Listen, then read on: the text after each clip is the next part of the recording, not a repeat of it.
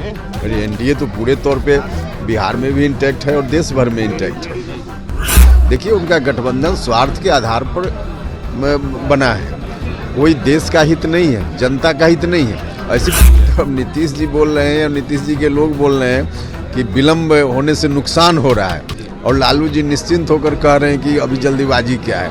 आप इसका अर्थ लगा सकते हैं कि उनके गठबंधन में क्या कुछ हो रहा है। उपेंद्र कुशवाहा चिराग पासवान के आवास पर पहुंचे हैं, वहां पर चूड़ा दही का भोज चल रहा है। न सिर्फ उपेंद्र कुशवाहा, जीतन राम मांझी और बीजेपी का भी कुनबा पहुंचा है चिराग के आवास पर। अब देखिए, जब सवाल पूछा गया उपेंद्र कुशवाहा से कि सीट शेयरिंग का क्या हो रहा है एनडीए में, इंडिया गठबंधन में तो एक तरफ जहां हाथापाई चल ही रही है, बयानबाजी चल रहा है सीट शेयरिंग को लेकर, तो उपेंद्र कुशवाहा ने साफ कहा है कि एनडीए में कहीं कोई पेच नहीं फंसा है, एनडीए में सब कुछ क्लियर है, हम 40 की 40 सीटों पर लड़ेंगे, और ना सिर्फ लड़ेंगे बल्कि जीतेंगे भी। तो सीट शेयरिंग को लेकर और इंडिया गठबंधन यानी नीतीश कुमार को लेकर क्या कुछ कह रहे हैं उपेंद्र कुशवाहा, सुन लीजिए।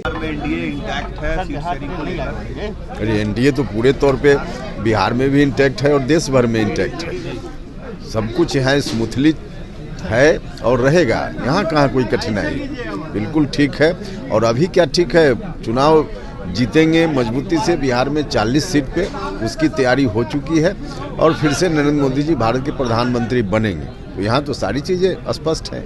लालू जी सीट शेयरिंग को लेकर कह रहे हैं कि इतनी जल्दी थोड़ी होगी, नीतीश जी से नाराजगी की भी खबरें चल रही है। तो अब नीतीश जी बोल रहे हैं और नीतीश जी के लोग बोल रहे हैं कि विलम्ब होने से नुकसान हो रहा है, और लालू जी निश्चिंत होकर कह रहे हैं कि अभी जल्दीबाजी क्या है।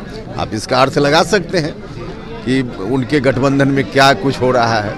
देखिए, उनका गठबंधन स्वार्थ के आधार पर बना है, कोई देश का हित नहीं है, जनता का हित नहीं है। ऐसी परिस्थिति में यही होना था जो हो रहा है। लालू यादव ने साफ मना कर दिया है कि वो राम मंदिर के कार्यक्रम में नहीं जाएंगे। आखिर इतना डर क्यों है?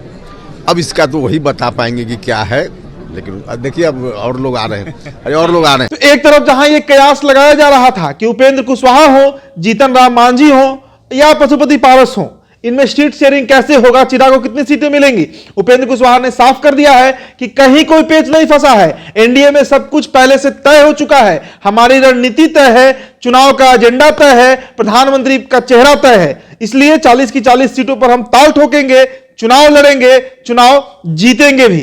फिलहाल इस खबर में इतना ही। बहुत बहुत शुक्रिया।